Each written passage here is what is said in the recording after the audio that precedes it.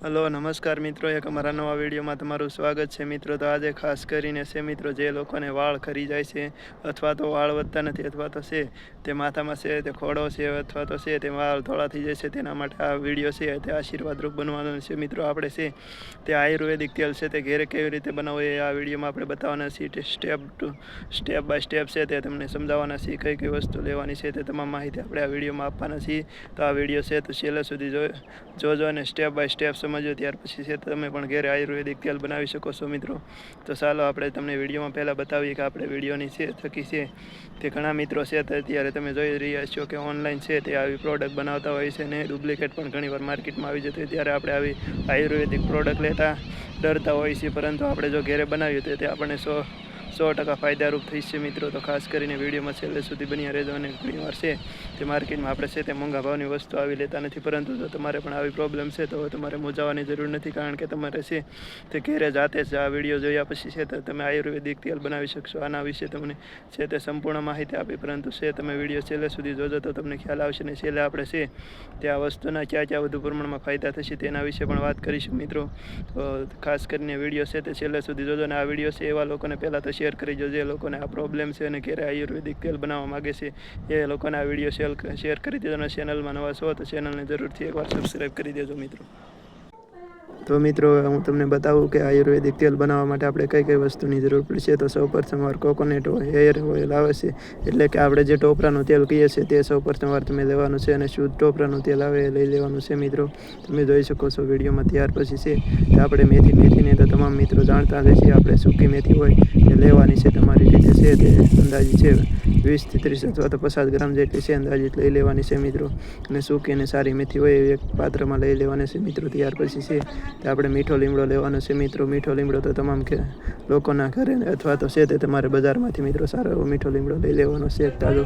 ત્યાર પછી છે મિત્રો આપણે એક કડવો લીમડો લેવાનો છે, એના પણ થોડાક પાંદડા મીઠા લીમડાના અને થોડાક પાંદડા છે 7-8 કડવા લીમડાના લેવાના છે. આ પાંદડા તો તમને નજીકમાંથી મિત્રો મળી જ રહેતા છે, અને ખાસ કરીને ગામડે છે તેને તો સારા એવા પાંદડા મળી જતા હોય છે. ત્યાર મિત્રો પછી છે આપણે જાસૂસના ફૂલ લેવાના છે, પરંતુ આપણા જાસૂસના ફૂલ છે તે 2 દિવસ પહેલાં તોડેલા છે, એટલે થોડાક ફ્રીજમાં મૂક્યા એટલે કરમાઈ ગયા છે. તમે છે જાસૂસના ફૂલ તાજા હોય એવા લઈ શકો છો મિત્રો, જેથી કરીને તમારું તેલ છે આયુર્વેદિક ખૂબ જ સારું બને છે મિત્રો. હવે ત્યાર પછી છે તે જે આપણે ટોપરાનું તેલ લીધું હતું તેને ગરમ કરવા ચૂલા ઉપર મૂકી દેવાનું છે મિત્રો.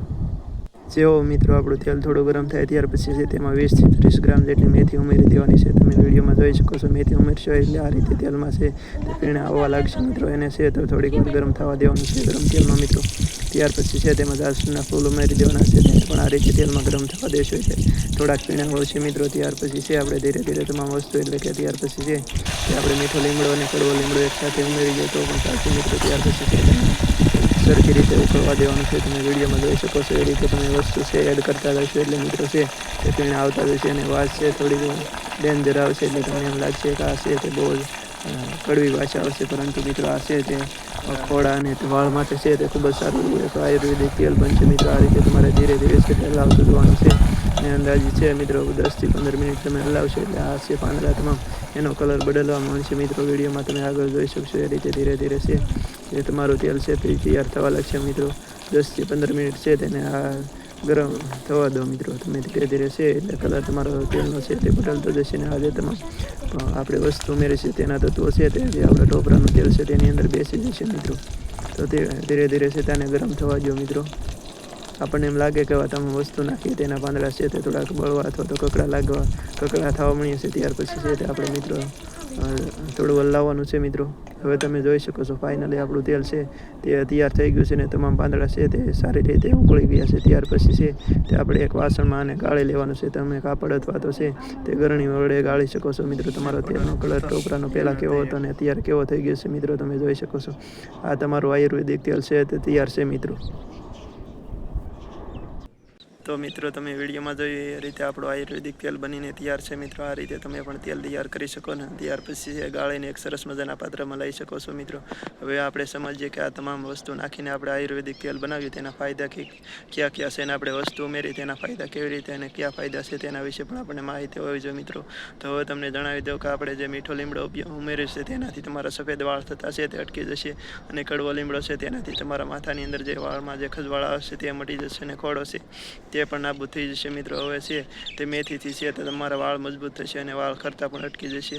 હવે છે ટોપરાનું તેલ તમને મિત્રો ખ્યાલ હશે, આપણા ટોપરાના તેલથી છે તે વાળ છે તે ઊંડાણપૂર્વક સારી એવી શાંતિ આપે છે. તેનાથી પણ ખૂબ જ સારો એવો ફાયદો થશે. તો મિત્રો આ રીતે તમે આયુર્વેદિક તેલ બનાવશો તો તેના ખૂબ જ સારા એવા ફાયદો. તમે જાણતા જ હશો કે માર્કેટની અંદર અત્યારે ઘણા લોકો છે તે આવી રીતે આયુર્વેદિક તેલ બનાવે અને વેચે છે અને ખૂબ જ સારી એવી રીતે ધંધો કરે છે અને ખૂબ જ સારા એવા પૈસા કમાય છે. પરંતુ તમે જો આવું આયુર્વેદિક તેલ તેની પાસે મગાવશો અથવા તો તમે એને પૂછશો કે ભાઈ તમે કઈ રીતે બનાવો, તો તમને તો સંપૂર્ણ માહિતી નહીં આપે. કારણ કે સંપૂર્ણ માહિતી અને કઈ કઈ વસ્તુ નાખે એડ કરે છે એની અંદર એ દેખાડી દેશે તો પોતાનો ધંધો ભાગશે અને તમે તેના પાસેથી મગાવશો નહીં. એટલે આવી રીતે છે તમને સ્ટેપ બાય સ્ટેપ સમજાવશે નહીં. પરંતુ આપણે છે તે આવું કોઈ ગણતરી નથી ને તમને સારી રીતે મિત્રો વિડીયોમાં બતાવીએ એ રીતે તમે પણ આયુર્વેદિક તેલ બનાવી શકો છો મિત્રો. હવે આ આયુર્વેદિક તમે તેલ બનાવ્યું છે તેને કેવી રીતે વાપરવું તેના વિશે વાત કરીએ તો જે તમે સામાન્ય તેલ વાપરો છો તે રીતે અઠવાડિયામાં છે તે તમે 2 થી 3 વાર વાપરી શકો છો, જેથી કરીને તમારા વાળ ધોળા અથવા તો ખરી જતા હશે તો તેમાં ખૂબ જ સારું એવું રિઝલ્ટ તમને જોવા મળશે મિત્રો.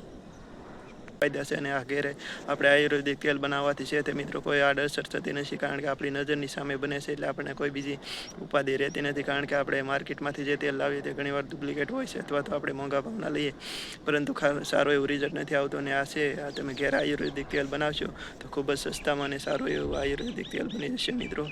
તો ખાસ કરીને તમે પણ આ રીતે આયુર્વેદિક તેલ બનાવી શકો છો મિત્રો. આનાથી તમારા વાળ પણ ધોળા મટી જશે અને ખોડો માથામાં છે તો તે પણ નીકળી જશે અને વાળ ખૂબ જ સારા એવા મજબૂત અને ખરતા મટી જશે મિત્રો.